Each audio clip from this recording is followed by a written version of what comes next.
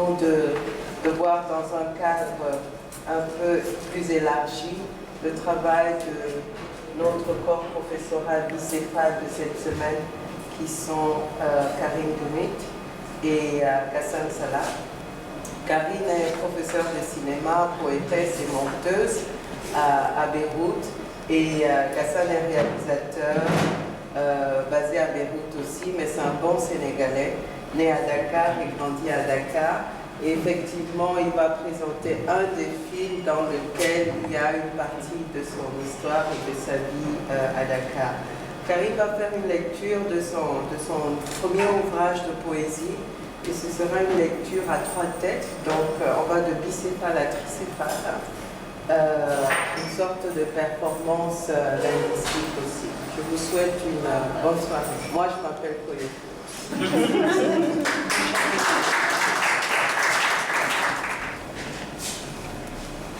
Nous choisirons un temps de l'après en guise de commencement.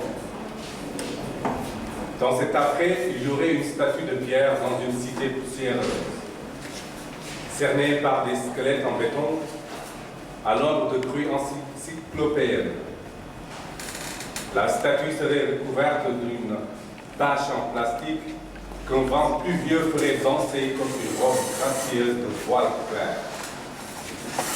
Le ciel serait chargé de nuages, un temps comme après la tempête, ou peut-être avant la prochaine. Sous le voile, on devinerait des bras tendus comme pour appeler au secours.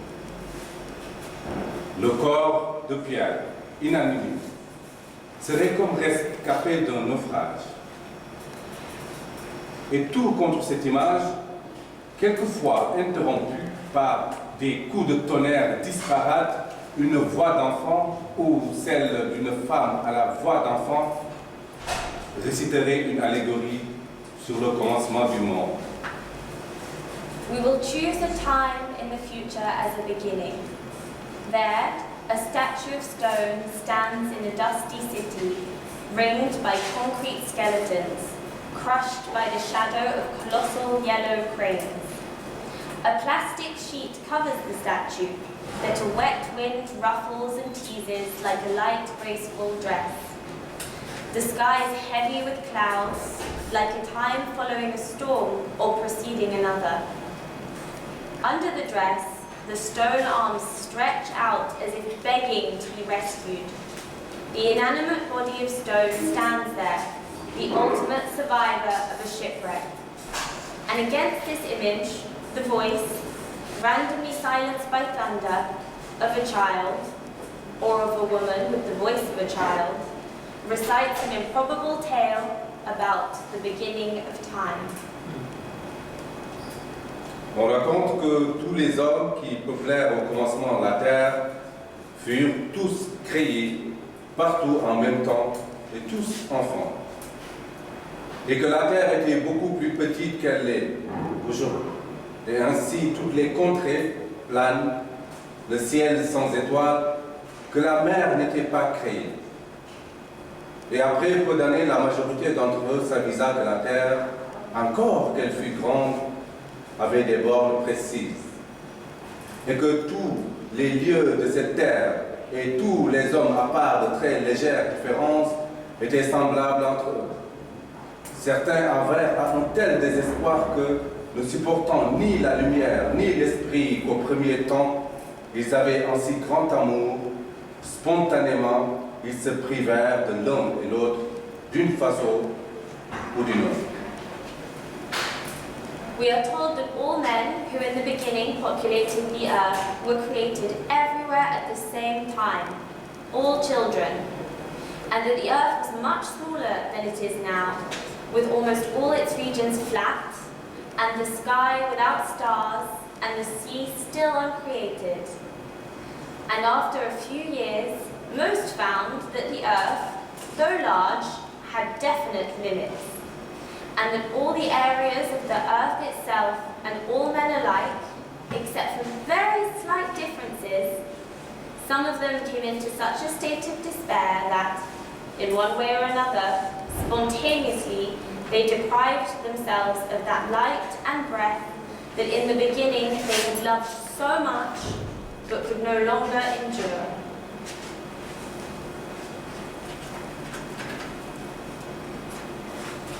Un commencement est un seuil, un début, une naissance, une ébauche, une aurore, une amorce, un embryon, une apparition, un départ, une enfance, une prémisse, un balbutiement, une aube, une limite, un essai, une esquisse, un prélude, une orée, une lisière, une création, un matin, un premier pas, une fleur, une adolescence, un déclenchement, un prologue.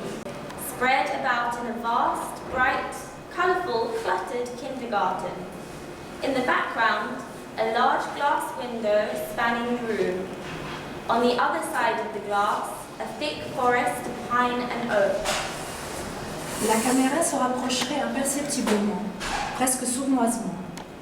Un enfant ou plusieurs seraient en pleurs, larmes et baves confondues, la bouche grande ouverte.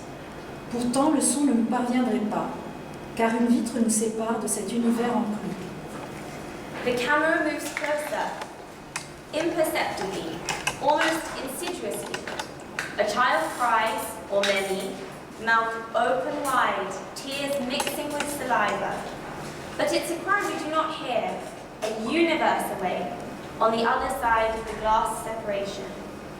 Le glissement de l'image, continu et menaçant, serait interrompu par une fenêtre qui s'ouvrirait brusquement, sans préavis. Pénètrent alors d'un coup les bruits de la forêt, bruissement du vent sur les feuilles, timide gazouillement d'oiseaux, et plus loin, un grognement sourd. Nous noterons l'absence d'adultes, seule une fenêtre ouverte sur une forêt, un amas d'enfants et des esquisses de monstres colorés éparpillés sur le sol. The image's ominous and continuous sliding is interrupted by a window as it unexpectedly breaks open. Frôlant les corps flottants sans les voir, le regard intensément plongé dans le nôtre. Nous la reconnaîtrons ainsi désormais, par le bleu, par le regard, par la présence à la fois intérieure et extérieure au groupe. Nous la nommerons elle. Children float here and there in the stagnant waters of a wide pool, surrounded on all sides by a thick tropical forest. Gigantic trees sporadically unfurl, covering the image's borders. A child sits at the edge of the pool, terrified. A little girl in a blue swimming suit slowly swims towards us, brushing against the drifting bodies without seeing them. She looks straight at us. This is how we recognize her from now on. By the blue she wears, by her fierce stare, by her presence at once within and without the crowd. We shall call her Elle. À cet instant, un homme apparaîtrait parmi les arbres, une figure livide sur un corps adulte à la peau très noire. La démarche serait si lente, si lourde, qu'on aurait dit un mort-vivant, peut-être même boiterait-il. L'homme traverserait l'espace tel un rescapé, sans même un regard vers les gamins, qui nous apparaîtraient soudain d'une blancheur extrême, presque cadavérique. L'enfant pendu au bord ouvrirait sa bouche pour pousser un grand cri, le cri d'un enfant qui a peur. Pourtant, le son ne nous parviendrait pas. Les autres, terrorisés, impuissants, produiraient par des mouvements maladroits des bras et des jambes de larges vagues d'écume dans l'eau. La caméra voudrait se rapprocher davantage de ces petits blancs, cerner leur visage en pleurs, mais elle s'arrêterait à un seuil, immobilisée par le bord de la piscine. Seule elle n'a pas peur. Elle suivrait du regard cet homme, qui boite peut-être, jusqu'à ce qu'il disparaisse de nouveau dans la forêt. At that very moment, a man appears through the trees. His face is pale against his adult, dark-skinned body. His gait is so slow and so heavy. Perhaps he limps like a living dead. He cuts across the space, along the pool, a survivor of a catastrophe. He does not see the children, but they turn as pale as chalky cadavers. The child at the edge of the pool opens his mouth wide to scream of fear, a scream we cannot hear. The others are frightened, helpless. They move arms and legs clumsily, creating large spuming waves in the otherwise still waters. The camera looms closer to their little white weeping faces, but it stops at the threshold of the pool, unable to move further. Elle, however, is not afraid. She stares at the limping man until he disappears again into the woods. 3. Une vaste pièce mal éclairée, et un peu partout des meubles recouverts de larges pans de tissu blanc. Un espace dans un état provisoire et au loin des grondements. On aurait dit une guerre. Cachée dans l'ombre d'un fauteuil, une bande d'adolescents, corps maladroits et disgracieux, l'un contre l'autre à même le sol. A vast, dimly lit room and scattered everywhere, pieces of furniture covered by large white sheets. A space in a transitory provisional state. In the distance, a rumbling can be heard. One would think a war. Hidden in the shadow of an armchair, teenagers lean their awkward, ungainly bodies against each other on the floor. Elle, qu'on le nommera plus tard la femme insecte, regardera un à un les autres et pensera que c'est le soir, et que le soir donne aux êtres et aux choses un aspect fantomatique. Elle le dira de sa voix d'enfant, et ce sera comme si elle n'avait rien dit, car au même moment fera une entrée en scène spectaculaire un adolescent filiforme portant un plateau recouvert d'une nappe blanche. Ils mangeront et elle les observera. Sans préavis, une image la traversera, puis se prolongera, insistante. Des loups dévorant des chevaux sauvages dans une large plaine de Mongolie. L'image obsédante, insoutenable, est tout droit sortie d'un livre d'enfance. L'un d'entre eux, un loup aux yeux jaunes, n'est que moitié, sa partie inférieure totalement déchiquetée. Insatiable, il dévore sans faim, car sans entrailles. L'image fera plusieurs fois le tour de son âme torturée. Pourtant, personne ne saura jamais rien de cette image, car à chacun sa peur. She, whom we shall later name the insect woman, looks at the others, one by one, and thinks that even fall bathes beings and things in eeriness. She says so, in her childish voice, but no one hears, as a gangly adolescent theatrically enters the room, holding a tray covered by a piece of white cloth. They dine, and she observes them. An image takes hold of her, without warning, and lingers, insistent. A pack of wild wolves devouring wild horses in a plain in Mongolia. The image obsesses her. It is intolerable, right out of a book from her childhood. One of them, a yellow-eyed wolf, is cut in two, and his lower part is torn to shreds. Yet he continues to devour his prey, to satiate the unending appetite of his missing entrails that can never be filled. The image troubles her soul deeply, but no one will ever know of this image. To each his own fear.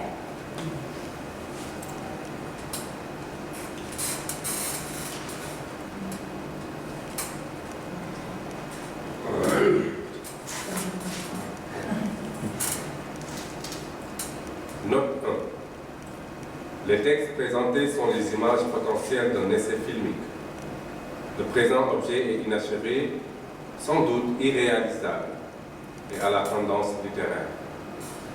Son inachèvement révèle c'est possible. The texts presented here are potential images of a cinematic essay.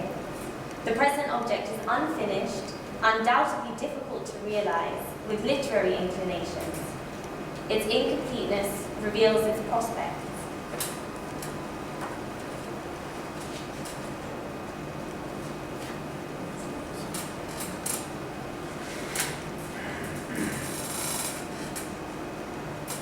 Un jour, un jardin invisible. One day, an invisible garden. Il est caché derrière un buisson d'épines et observe, fasciné, un garçon aux cheveux longs, comme une peinture du Christ. Debout au milieu d'un puits asséché, à moitié pieds nus, s'asperge abondamment, visage et corps avec un tuyau d'arrosage infini et rouge. L'adolescent est beau comme seuls peuvent l'être les bêtes. Quant à lui, Il reste là, interdit, exalté, n'osant pas troubler la scène. He hides behind a thorny bush. He watches with fascination as a boy with long hair, like a painting of the Christ, half naked in the middle of a dry well, sprays water all over his body and face with an infinitely long red hose. The teenager is as beautiful as only a wild beast can be. He watches fixedly, stunned, inflamed, not daring to disrupt the scene. Une nuit, une falaise. One night, a cliff. La falaise surplombe une mer sauvage et tourmentée. Il sautille légèrement d'un rocher à l'autre quand soudain apparaît l'autre, de dos, faisant face à la mer. Il ne dit rien mais s'avance vers lui. Ils sont à présent tous deux suspendus au-dessus de vagues de plus en plus hautes. L'un, le nouveau compagnon, dépasse l'autre de bonne tête. Ils se regardent, se reconnaissent. Ils sont tous deux, bien qu'assoiffés, affamés et fébriles, pudiques comme seuls peuvent l'être les bêtes. A cliff overlooking a savage and tormented sea. He jumps lightly from rock to rock. Suddenly, before him appears the other. He has his back turned to him as he faces the sea. The first walks towards him in silence. They now stand side by side, suspended above the waves that are rising higher and higher. One, the new companion, is 2 heads taller than the other. They recognize one another. As thirsty and hungry as they both are, they remain bashful as only wild beasts can be.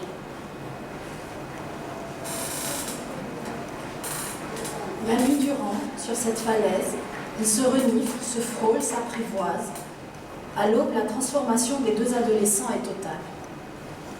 All night long, on that cliff, they sniff, brush against, and tame one another. At dawn, the final transformation of the 2 adolescents is complete. Un jour, une rue. One day, a street. Les 2 compagnons marchent côte à côte, traînant les pattes. À quelques mètres derrière, en plein cœur d'une cité bruyante, insolente, s'avance une horde majestueuse. The 2 companions walk side by side, dragging their paws. A few meters behind, in the heart of the noisy, insolent city, a splendid horde follows them. Celui qui était un chien errant, mesurant le ciel du regard, il va pleuvoir. He who was a stray dog, looking at the sky, it looks like rain. Celui qui était aussi un chien errant, se penchant vers lui, allons à la mer. He who was also a stray dog, bending over, let's go to the sea. Il ne s'arrête que pour allumer des cigarettes ou pour observer longuement les arbres aux emplacements incongrus. Celui qui enjambait les toilettes publiques face à la mer les interpelle longuement. Celui qui était aussi un chien errant se retourne souvent. Arrivé à la mer, il sursaute. They only stop to light cigarettes or to contemplate the incongruous locations in which some trees grow. They are taken by a tree that strides over the public restrooms on the seafront. He who is also a stray dog turns around many times. Near the sea, he suddenly starts. Où est passée la noire? Where is the black one? Son compagnon éjecte son mégot, l'air coupable. His companion flicks his butt away with a guilty look.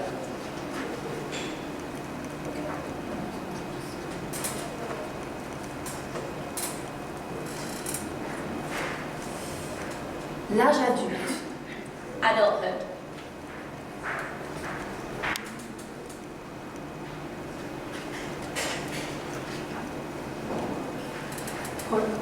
Prologue.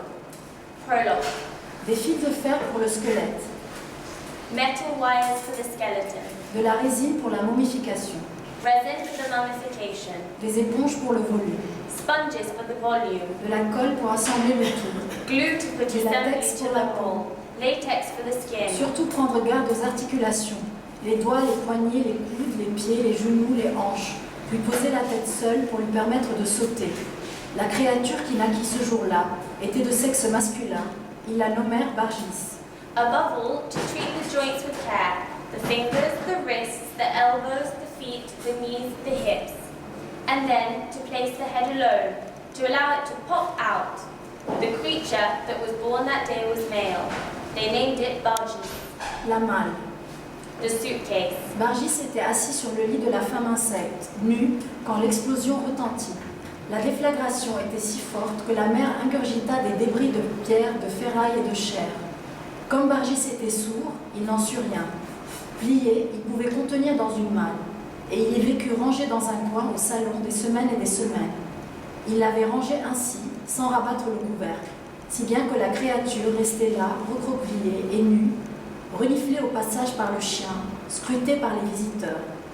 Quelquefois, la femme insecte l'effleurait du doigt au passage, sans même s'arrêter, car elle n'osait pas encore le regarder. Elle savait qu'un regard suffisait à lui insuffler la vie. Alors elle attendait. Puis d'autres déflagrations, d'autres fragments de pierre, de ferraille et de chair dispersés dans le ciel. Ils décidèrent de partir. Le couvercle se referma sur la créature et elle fut plongée dans les ténèbres. Bargis was sitting on the insect woman's bed, naked, when the explosion resounded. It was so powerful that the sea swallowed up debris of stone, metal, and flesh. But Bargis was deaf. He knew nothing of it. Folded, he fit in a suitcase, and that is where he lived for weeks upon weeks. They had placed the suitcase in the living room, but kept it open. The creature remained there, hunched and naked, and the passing dog sniffed it, and visitors' eyes scanned it. Sometimes, the insect woman would touch it in passing, but she never dared to stop and look at it. She knew her gaze would breathe life into it, and so she waited. Then, more explosions, more bits of stone, metal, and flesh scattered in the air. They decided to leave. The suitcase was shut on top of the creature, and it was plunged into darkness. Le fauteuil. The armchair. Dans l'ailleurs, la créature fut installée dans un fauteuil et demeura ainsi, nue, dépossédée, inutile. La nuit blottie dans l'obscurité. Bargis guettait les phares des automobiles qui dessinaient des ombres merveilleuses sur les murs. La danse ne durait que quelques secondes, mais elle recommençait plusieurs fois au cours de la nuit. Elsewhere, the creature was placed on an armchair and remained there, naked, dispossessed, and useless. At night, huddled in the darkness, Bargis watched the car's headlights draw wonderful shadows on the walls.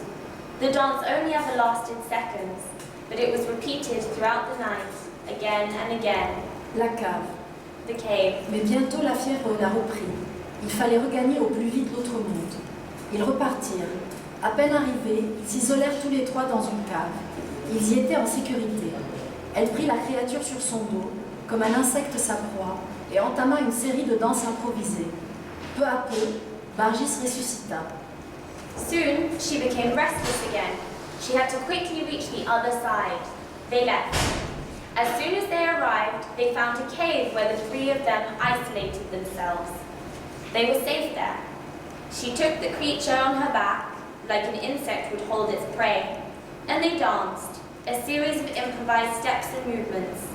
Soon enough, Bargis came back to life. La cage.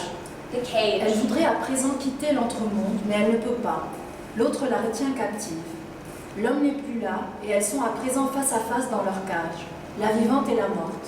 Des heures durant, elles bataillent pour leur survie. She now wants to leave the world in between, but cannot. She is held captive by the other. The man is left, and they stand there, face to face inside the cage, the living and the dead. For hours, they fight for survival. La créature est désormais sous terre. Quant à la femme insecte, elle avait été épargnée. De mémoire, elle revoyait des postures, des contorsions, des osmoses éphémères et accidentelles. Mais le temps était venu de passer à autre chose. The creature is now buried underground, As for the insect woman, she has been spared. In her head, she recalls postures, contortions, and ephemeral and accidental osmoses. But the time has come to move on.